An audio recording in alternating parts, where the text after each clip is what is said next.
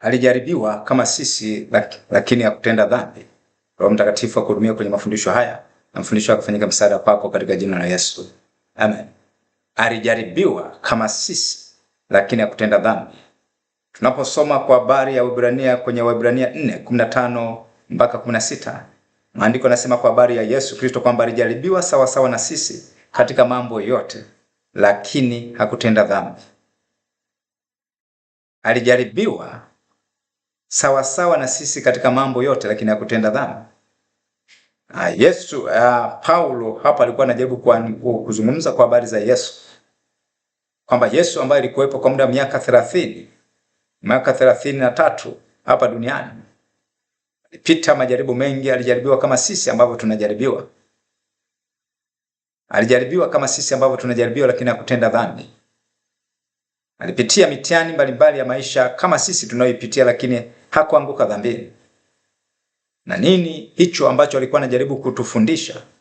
Alikuwa anajaribu kutuonyesha kwamba na sisi pia tuna uwezo wa tutajaribiwa lakini tuna uwezo pia wa kutokutenda dhambi. Tuna uwezo wa kutokuanguka dhambini. Na sisi tunajiita kwamba ni Wakristo, maana yake ni wafuasi wa Kristo. Ni wafuasi wa Kristo. Ni wafuasi wa Kristo. Kumbuka kwamba Yesu sio kwamba pamoja na kuwa kweli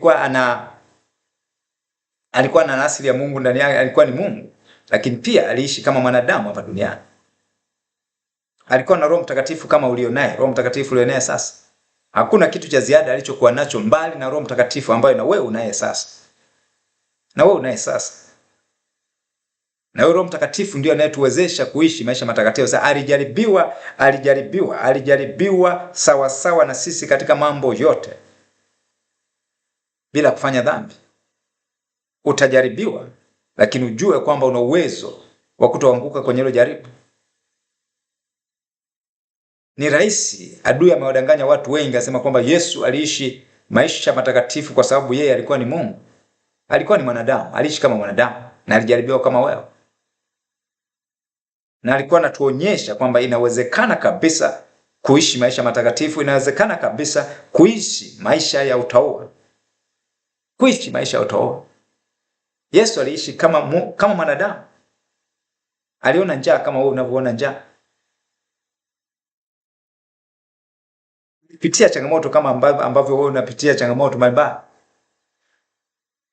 Alijaribiwa sawa sawa na sisi. Sawa sawa na sisi. Katika mambo yote, sio jambo moja. Katika mambo yote. Bila kufanya dhambi. Bila kufanya dhambi.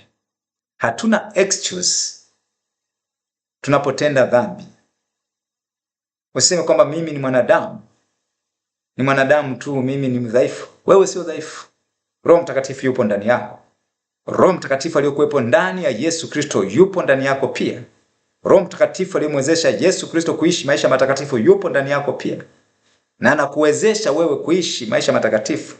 Anakuwezesha wewe kushinda dhambi. Na kumbuka jambo la msingi ambalo unataka kujua. Kutumikishwa kwenye jambo lolote lile, kwenye dhambi yote ile, ni kwa sababu tu ya kutokujua. Maana tunaposoma kwenye Warumi 6 kuanzia mstari wa 6 mpaka 14, na anajaribu kuzungumzia, anasema tukijua neno hili ya kwamba utu wetu wa kale ulisulubishwa pamoja na Kristo ili mwili wa dhambi ubatilike, tusitumikie dhambi tena. Haukuokoka ili uendelee kutumikishwa na kitu chochote kile. Hata dhambi haina ruhusa kutumikisha. Tutapita kwenye majaribu yote, kwenye majaribu mbalimbali, lakini katika majaribu yote tutashinda na zaidi ya kushinda. Tunaposoma kwenye Warumi 8:35 mpaka 37, majaribu ya maandiko yanajaribu kusema kwamba ni nani atakayetutenga, ni kitu gani kitakachotutenga na upendo wa Mungu ulio katika Kristo Yesu? Je, ni njaa? Je, ni dhiki? Je, ni uchi? Je, ni upanga? Asema kwa ajili ya imani tulionayo tumekuwa kama kondoo wa kuchinjwa.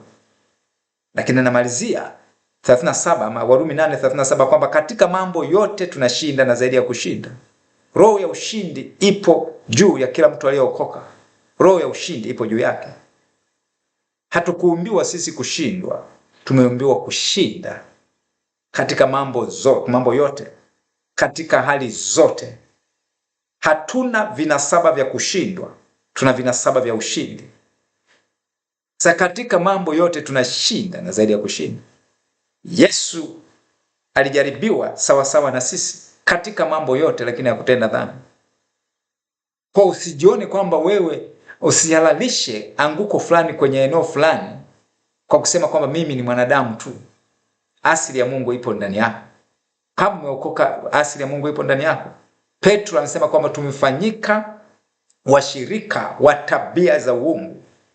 Tumefanyika washirika wa tabia za uungu.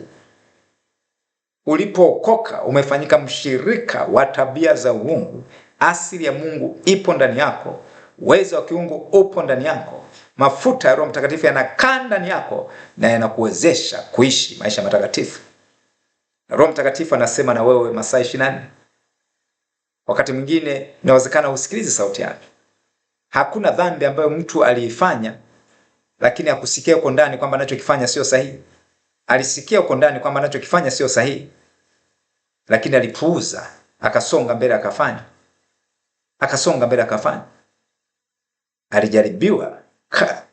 Alijaribiwa sawa sawa na sisi katika mambo yote, lakini hakutenda dhambi. Usikubali udanganyifu wa shetani kwamba ni ngumu sana kuishi maisha matakatifu. Usikubali udanganyifu wa shetani kwamba hakuna mtakatifu duniani. Usikubali, huo ni uongo. Maandiko yanasema kwamba Mungu anafurahishwa na watakatifu waliopo duniani, kwamba watakatifu waliopo duniani hao ninaopendezwa nao. Kwa watakatifu duniani wapo, wanaoishi maisha ya utaua wapo. Mungu akubariki kwa kusikiliza mafundisho haya na kuendelea kupata mafundisho yote ambayo ninaposti kwenye channel yangu ya YouTube. Basi usisahau kusubscribe mafundisho yote na post kwenye channel yangu ya YouTube, utayapata na maisha yako yatabakia jinsi yalivyokuwa katika jina la Yesu. Na Mungu akupe kushinda na zaidi ya kushinda kwenye kila jaribu utakalopitia kwa jina la Yesu Kristo wa Nazareti aliye hai. Amen.